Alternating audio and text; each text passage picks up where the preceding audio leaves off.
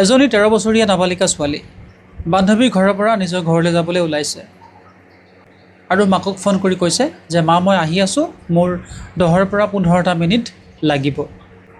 কাৰণ বেছি দূৰ নহয়, তাই ঘৰলৈ বান্ধৱীৰ ঘৰৰ পৰা 1 পৰা 1.5 কিলোমিটাৰমান হ'ব। আৰু সেই বুলি কৈ তাই ফোনটো কাটিছে, কাটি খোজকাঢ়ি গৈ আছিলে।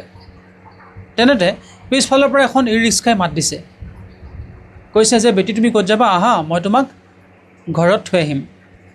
আৰু তাই সেই মানুহজনৰ কথাত বিশ্বাস কৰি ৰিক্সাখনত বহি ল'লে। অলপ দূৰ যোৱাৰ পাছত ৰিক্সাখনৰ চালকজনে ৰিক্সাখন এটা অন্য বাটেৰে লৈ গৈছে।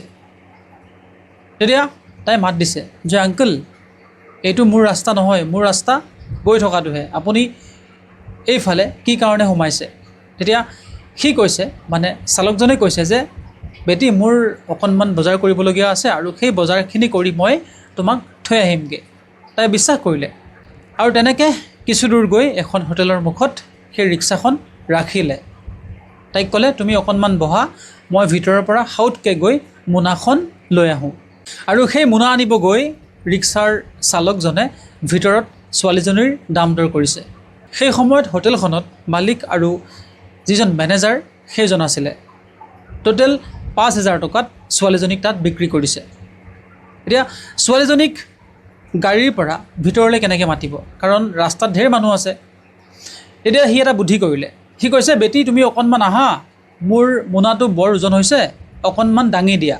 আৰু তাই ভাবিলে হয় চাগে। আৰু তাই যেতিয়া গ'ল ভিতৰলৈ, তেতিয়া তাইক সেই মেনেজাৰ আৰু মালিকজনে এটা ৰুমত বন্ধ কৰি থ'লে আৰু ৰিক্সা চালকজন তাৰ পৰা গুচি আহিল। এতিয়া তাই কান্দিছে যে কৈছে আংকল মোৰ কি ভুল হ'ল, আপোনালোকে মোক কি কাৰণে এনেকৈ ধৰিছে, মই কি অপৰাধ কৰিছোঁ, মোক যাব দিয়ক, মই কাকো চিনি নাপাওঁ। তেতিয়া হোটেলৰ মালিকে কৈছে যে তোমাক ইয়াতে বিক্ৰী কৰিছে আৰু তোমাক এতিয়া আমি বেচিম আৰু সেইখিনি পইচা আমি উলিয়াম। ছোৱালীজনীয়ে বহুত কান্দা কাটা কৰিছে, কিন্তু তাইৰ সেই কান্দোনত হোটেলৰ মালিক আৰু মেনেজাৰৰ মন নগলিল। হোটেলখনৰ নাম হোটেল জয়-ইন। তাতে কিছুমান অবৈধ কাৰ্যকলাপ হৈ থাকে। তাৰ বিষয়ে যিবোৰ লোকেল পুলিচ বা যিবোৰ মানুহ, সেই মানুহবোৰে জানে। তাতে যিবোৰ মহিলা আছে আটাইবোৰ বালিকা, কিন্তু প্ৰথমবাৰৰ কাৰণে এগৰাকী 13 বছৰীয়া নাবালিকাক লৈ অহা হৈছে তেনেকৈ। আৰু সেইদিনাখন অৰ্থাৎ 18 জুন তাৰিখে সেই ছোৱালীজনীক টোটেল 5জন গ্ৰাহকৰ ওচৰত বিক্ৰী কৰিছে। ইতিমধ্যে ঘৰত ছোৱালীজনীৰ মাকে বিচাৰি খুচাৰি পাগল, কাৰণ নিজৰ ছোৱালীজনী ইমান টাইমে ঘৰ আহি নাই পোৱা।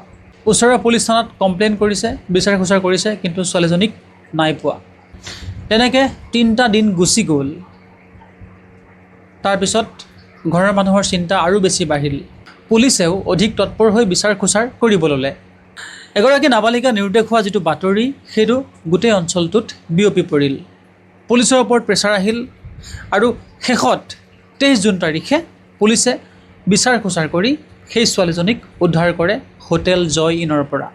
ততালিকে ছোৱালীজনীক মেডিকেল লৈ যোৱা হয়। তাৰপিছত এগৰাকী মহিলা পুলিচ বিষয়াই যেতিয়া ইনভেষ্টিগেশ্যন চলায়, যেতিয়া সোধ-পোছ কৰে, তেতিয়া আচল তথ্য পোহৰলৈ আহে। ছোৱালীজনীৰ ভাষ্য অনুসৰি 5টা দিনত তাইৰ ওপৰত প্ৰায় 30ৰ পৰা 32জন পুৰুষে যৌন আতিশায্য চলাইছে।